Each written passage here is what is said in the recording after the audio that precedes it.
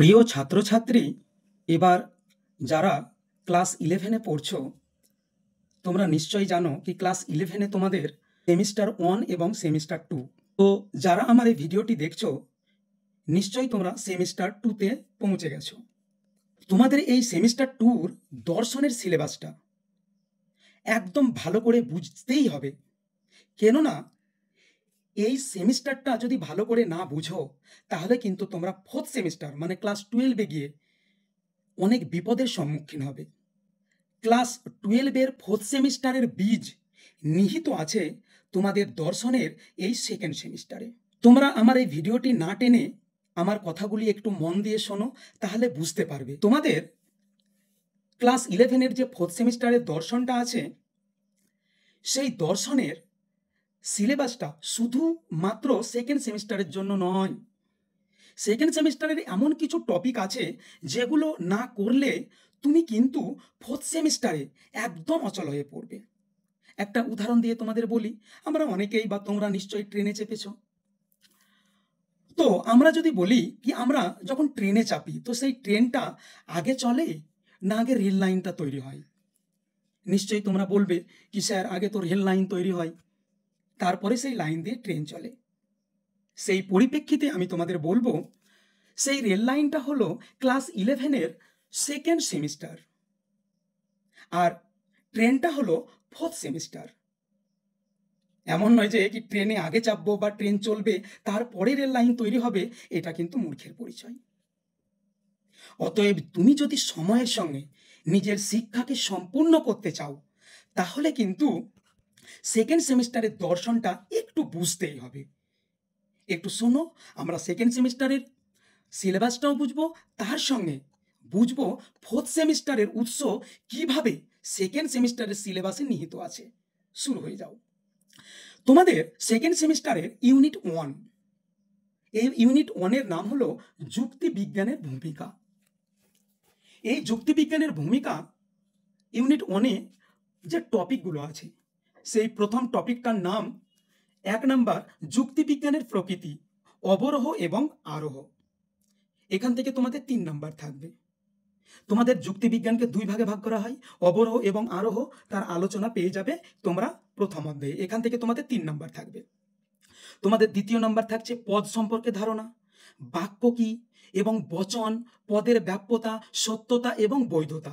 এই যে কমা কমা দিয়ে যে শব্দগুলো আরেকটা অঙ্গাঙ্গি ভাবে জড়িত, এখান থেকে তোমাদের থাকছে 3 নাম্বার।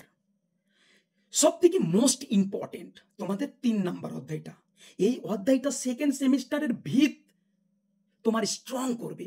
তার সঙ্গে সঙ্গে ফোর্থ সেমিস্টারের দর্শনের সম্পর্কেও তোমার অনেক জ্ঞান অর্জন হয়ে যাবে।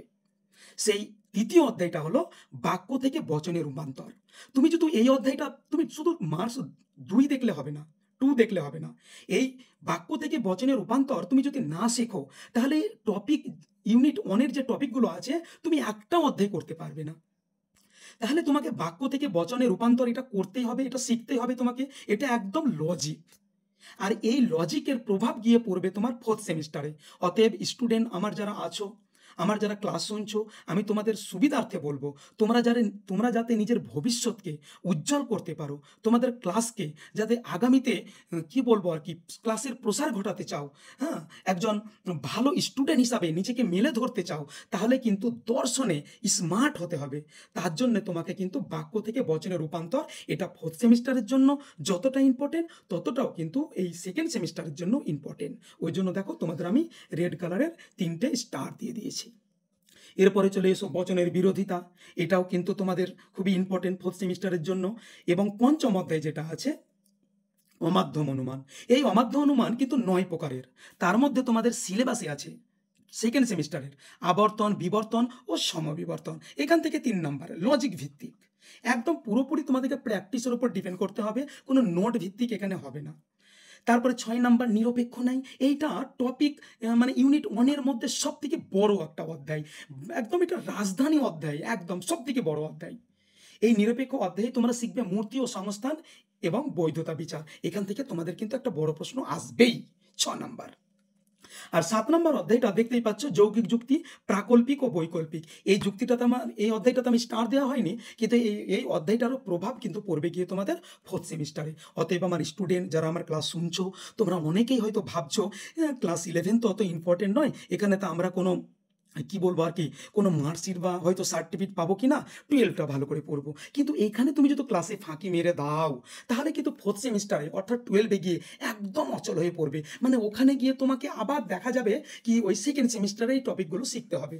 তো তোমাদের যে সময়গুলো থাকবে সেমিস্টারের, হয়তো 5 মাস বা 4 মাস, সেখানে তুমি 4th সেমিস্টার পড়বে না আবার পুনরায় 2nd সেমিস্টার পড়বে, তোমার পক্ষে কিন্তু সেটা অসম্ভব হয়ে পড়বে। অতএব তোমাকে 2nd সেমিস্টারটা ভবিষ্যতের জন্য কিন্তু পড়তেই হবে। এবার চলে এসো তোমরা ইউনিট 2। ইউনিট 2কে কিন্তু 2 ভাগে ভাগ করা হয়েছে। একটা হলো এ মানে ভারতীয় নীতিবিদ্যা। এখানে ভারতীয় নীতিবিদ্যার প্রথম অধ্যায়টার নাম হলো পুরুষার্থ। এটা মোটামুটি নোট ভিত্তিক। তোমরা জানো ভারতীয় দর্শনে 4টা পুরুষার্থর কথা আলোচনা করব। ধর্ম, অর্থ, কাম, মোক্ষ, মোটামুটি এইগুলো তোমরা শিখে যাবে। দ্বিতীয় অধ্যায়টা হলো শ্রীমদ্ ভগবদ্গীতা, মানে নিষ্কাম কর্মের ধারণা। আমাদের কর্ম 2 রকমের, নিষ্কাম কর্ম, সকাম কর্ম, এই সম্পর্কে আলোচনা আছে তোমাদের এখানে। এইগুলো কিন্তু 4th সেমিস্টারে নেই। তারপরে বৈধদের অষ্টাঙ্গিক মার্গের ধারণা, তারপরে 4 ভাগ সুখবাদ, এই 4খানা অধ্যায় নিয়ে তোমাদের কিন্তু ইউনিট 2 ভারতীয় নীতিবিদ্যার এ সেকশন।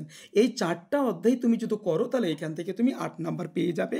আমি একটা কথা তোমাদের বলি, এই 4টা টপিকস তুমি যদি ভালো করে পড়ো, এর প্রভাব কিন্তু 12-এর 3rd সেমিস্টারে কিন্তু পড়বে। আমি বলছি তোমাদের 100 বার বলছি, যারা এবার 4th সেমিস্টারে পড়ছে, তুমি আমার কথাটা মিলিয়ে নেবে তাদের সিলেবাসে এইগুলো আবার পুনরাবৃত্তি হয়েছিল কিনা। অতএব ভবিষ্যতে নিজের ভিতকে একদম স্ট্রং করার জন্য আমার স্টুডেন্ট যারা আছো, আমার ক্লাস যারা শুনছো, প্লিজ তোমরা কিন্তু 2nd সেমিস্টারটা ভালো করে পড়ো। কিন্তু এখানে যদি তুমি ফাঁকি মারো, তার মাসুল কিন্তু গুনতে হবে আগামী 3rd এবং 4th সেমিস্টারে। চলে আসবো এবার আমরা তোমার ওই ইউনিট 2-র সেকশন বিতে, মানে পাশ্চাত্য নীতিবিদ্যা। এই পাশ্চাত্য নীতিবিদ্যার প্রথম একটা অধ্যায় আছে, সেই অধ্যায়টার নাম হলো নৈতিক প্রত্যয়। এই নৈতিক প্রত্যয় সময়ে আবার কয়েকগুলো পাট করে আলোচনা হয়েছে। যেমন এখানে তুমি নৈতিকতা সম্পর্কে শিখবে, অনৈতিকতা সম্পর্কে শিখবে, নীতি বহির্ভূত কিছু কাজ আছে সেই সম্পর্কে তুমি ধারণা অর্জন করতে পারবে, এবং নৈতিকতা সম্পর্কে কিছু উদ্দেশ্য, অভিপ্রায়, কোনো কর্মের ঠিক ও ভুল, ভালো ও মন্দ এবং ন্যায় বিচার, এইগুলো সম্পর্কে তুমি এই পাশ্চাত্য নীতিবিদ্যার প্রথম অধ্যায়ে পড়বে। এবং পাশ্চাত্য নীতিবিদ্যার দ্বিতীয় অধ্যায়ে তুমি পড়বে নৈতিক তত্ত্বসমূহ। এই পাশ্চাত্য নীতিবিদ্যাতে 2টো অধ্যায় আছে, এই 2টো অধ্যায় একত্রে তোমাদের থাকছে 8 নাম্বার। দেখো তোমাদের নিচে আছে টোটাল, তোমরা যত নাম্বারগুলো ভালো করে দেখো, তাহলে যোগ করলে দেখো তোমরা মার্কসে পেয়ে যাবে 40 নাম্বার। মানে স্টুডেন্ট আমার, তোমাদের লিখিত পরীক্ষা হবে 2nd সেমিস্টারে দর্শনে 40 নাম্বার। এটা ছিল তোমার সিলেবাস 2nd সেমিস্টারের। এবার আমি একটা আলোচনা করব নাম্বার বিভাজন। তোমাদের মনে আসতেই পারে, আমাদের 2 নম্বরের প্রশ্ন আসবে না 3 নম্বরের আসবে, বা বড় কোশ্চেন কত নম্বরের হতে পারে। তার জন্য দেখো তোমাদের আমি নিচে একটু আলোচনা করে দিয়েছি নম্বর বিভাজন। দেখো টপিক যুক্তিবিজ্ঞানের ভূমিকা, ইউনিট 1। এখানে শর্ট অ্যান্সার থাকবে তোমার 3টে, মানে 2 নাম্বার করে, 3 দুগুণে 6। যদি তোমার এখানে 3টে করতে হয় তো তোমাদের যে স্কুল টিচার আছে তারাই কোশ্চেন করবে। তোমাদের বোর্ডের রুলস অনুযায়ী এখানে কিন্তু 6টা কোশ্চেন দেওয়া উচিত, যেহেতু তোমাকে এখানে 3টে করতে হবে। এক কথায় তোমাকে যটা কোশ্চেন করতে হবে আর কি, তার থেকে ডবল কোশ্চেন দেওয়া থাকবে কোশ্চেনে। তোমাদের শর্ট অ্যান্সার 3 মার্কসের থাকবে 4টে, 3 4 12।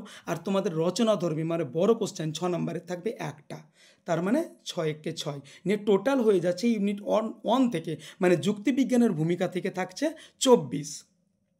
আর তোমাদের দেখো ইউনিট 2 ভারতীয় নীতিবিদ্যা, এখান থেকে 2 নম্বরের 2টো নিয়ে 4 নম্বর।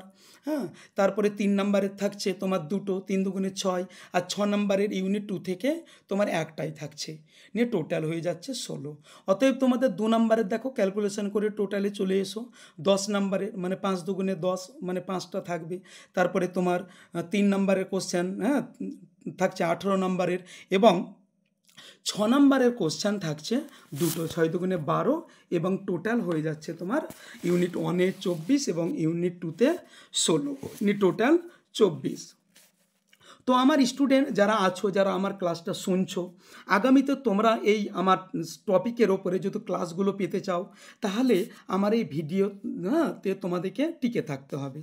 তো যদি ভিডিওটি ভালো লেগে থাকে তাহলে ভিডিওটিকে লাইক করে দিও, নিজের বন্ধুদের শেয়ার করে দিও, ছোট্ট একটা কমেন্টও আশা করছি, এবং সবশেষে আমার এই চ্যানেলটিকে সাবস্ক্রাইব করে বেল আইকনটিকে অন করে দেবে, যাতে পরবর্তীতে ভিডিও আসলে তোমরা জানতে পারো। সুস্থ থাকবে, ভালো থাকবে।